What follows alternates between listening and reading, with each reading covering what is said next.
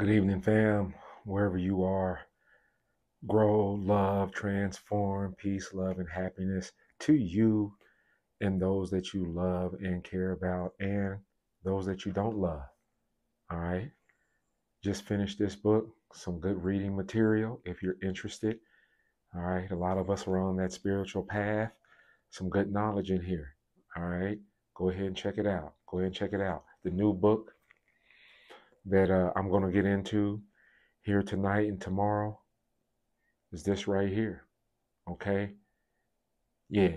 Yeah. It appears that right now I'm on that Buddhism journey. You know what I'm saying? So I'll be sharing some scripture from this text from time to time because it's all about knowledge. It's all about enlightenment. All right. It's all about learning. It's all about growing and transforming.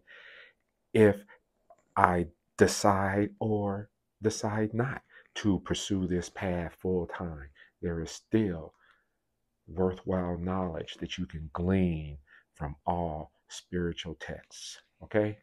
All right. Enough of that. Hope that you and your loved ones and everyone that you care about doing well. I'm going to get into an article that I found. Beth Ann Mayer. Hey, did y'all notice? Have y'all noticed? I got a haircut. Have you noticed that?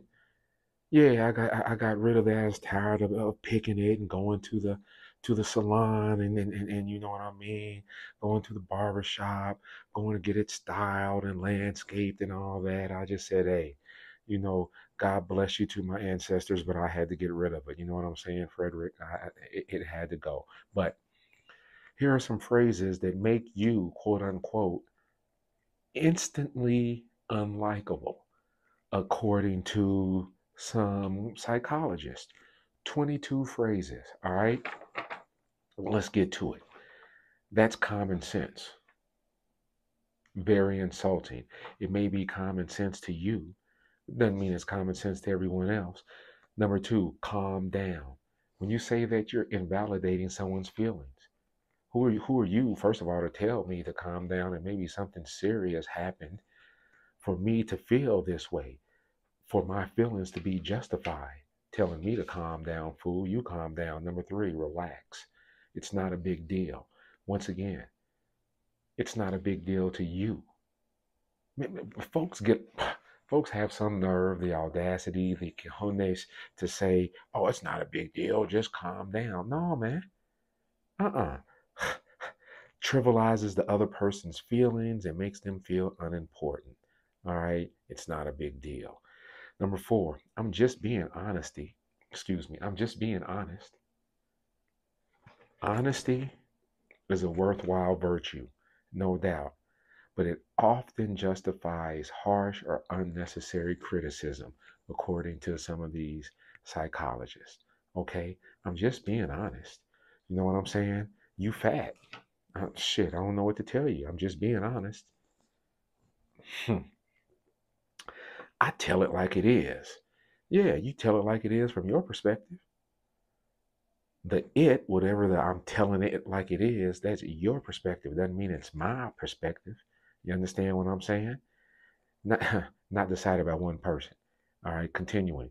I told you so comes across as condescending and unhelpful, making others feel belittled or undermined. I told you so. Why can't you just, or what can't you just get about this? Why can't you get it?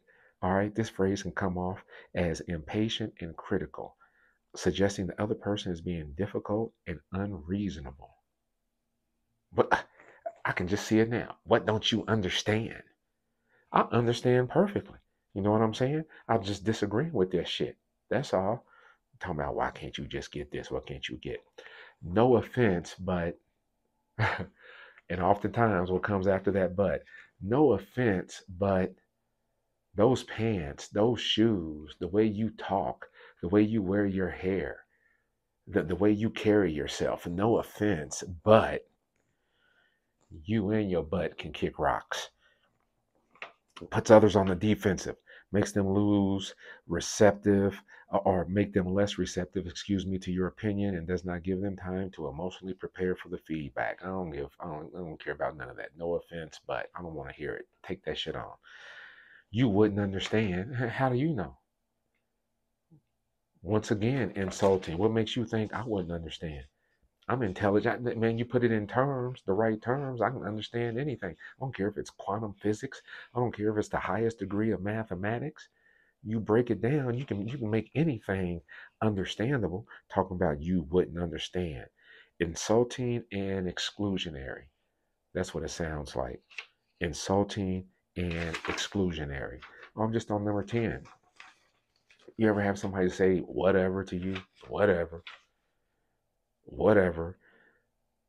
Saying whatever was voted the most annoying word in the annual Marist National Poll for more than a decade.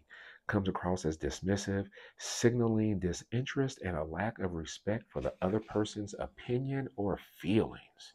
What's up with that? Whatever. Oh, bless your heart. Meant to come off as nice, cordial. Oh, bless your heart. Oh, poor you. All right. It subtly conveys the idea that you know better and can come across as belittling. Oh, bless your heart. You ignorant little fool. You dumb little tramp. You soon to be pregnant little hoe. About to go to prison little thug. Oh, bless your poor heart. Woo. The definition of insanity is doing the same thing over and over and expecting a different result comes in at number 12. Okay? One doctor says there are many forms of insanity, and this is one of the least dangerous forms. I always thought about that. The definition of insanity is doing the same thing over and over and expecting a different result. Well, don't professional athletes do the same thing over and over and over again? Think about that. I'm so ODD comes across as offensive to people who meet diagnostic criteria, and it also promotes stereotypes. I'm so ADHD. I'm so OCD. What if you happen to say it around somebody that's actually been diagnosed as OCD? Then what? Looking like a fool, ain't you? Number 14, let's align visions. Unless you're talking to a group of business school grads, avoid saying that. This language is coming across as unfamiliar with those that ain't in the know. It can make folks instantly dislike you. Let's align visions. No, your goal, by the way, your mission, if you choose to accept this, if you choose to accept the mission, is to come up with alternatives, come up with options you can use or you can say other than, oh, I bless your heart, or I'm so OCD. Break it down with me. We almost there. Number 15. This is how we've always done it. Okay, so it stifles innovation and makes others feel as though their ideas are unwanted or unvalued. This is how we've always done it. Status quo ass clowns. It's not my responsibility. This phrase comes across as selfish and uncooperative. All right, you ain't got to say yes to everything. I'm not saying that. But just jump out and say, man, that ain't my responsibility. Shit. Kick the can on down the street. No drama. Nah, man, no drama. Please, drama's a part of life. Let that drama nonsense, leave that to Mary J. Okay? That's Mary J. Blige for those that are unknown or are not in the know. Okay? Communicates that you believe you're better at managing emotions. Stop with all the drama. Just stop with all the drama. Okay? No. Very disrespectful. Very, very disrespectful and unkind. All right. I don't need toxic people in my life. I don't need toxic people in my life. A variation of no drama. They seem to label others as toxic simply because they do not agree with them, are honest with them, or are trying to set boundaries with them.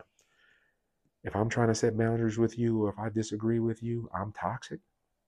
Uh, you ever notice that the most toxic people are the ones who are saying that somebody else is toxic? Let that marinate. You're always so dramatic. Labeling someone as dramatic dismisses their emotions and can make them feel belittled. Why are you going to dismiss my emotions? You're always so dramatic. Okay, maybe you would have the way you experience something is different than the way I experience something. Okay, so stop labeling how I experience it as being dramatic. All right, stop that. Number 19, almost there. I know how you're feeling. That's easy. No, you don't. You can empathize, but you don't know exactly how I'm feeling because we're two different specimens. We're two different people. Stop with that. Number 21, I wish I had your. I wish I had your eyes. I wish I had your money. I wish I had your car. I wish I had your job. I wish I had your husband. I wish I had your wife. I wish I had your career. Can be perceived as jealousy, a little envy. All right, seven deadly sins. What you mean? I wish I had you. I don't wish I had anything of yours. To be honest with you, you know what I'm saying? Comparisons that stem from jealousy or insecurity can instantly change the dynamic in a conversation from sharing on equal footing to one of superiority and inferiority. Oh, you got this, you got this, you got this, you got this. What do I have? Poor little me. I have nothing compared to you. Get that shit out of here. And finally, number 22, and I know I went over my 10-minute mark. You look tired. Often used as an attempt to help, it can often do more harm than good. It makes the person feel self conscious or imply that they don't look their best, which can be discouraging. All right. What would you say instead? That's all I had today. Hope you learned a little something. Get your word game tight. Cease and desist right now from using these phrases. All right. And take your spoken word to the next level.